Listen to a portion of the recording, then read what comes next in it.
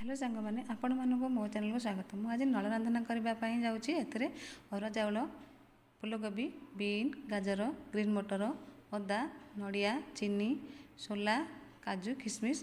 प्रथमे आपण गैस रे प्रेसर बसी तेल पकई सब भाजी ने काबुल भाजी नेला एपट सेपट करेंगे। ग्रीन मटर तापर तेजपत्र पकई टे एपट सेपट रखिदेवे एवं टे एपट सेपट कलापर से चाउल देवे।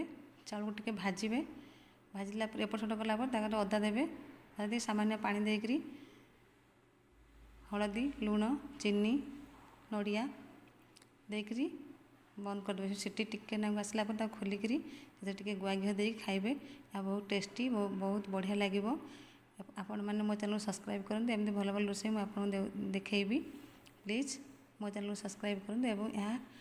यह संपूर्ण भाव में बहुत सुंदर लगे। देखो खातु टेस्ट करूँ बहुत टेस्टी। प्लीज़ आप मो चैनल सब्सक्राइब करूँ।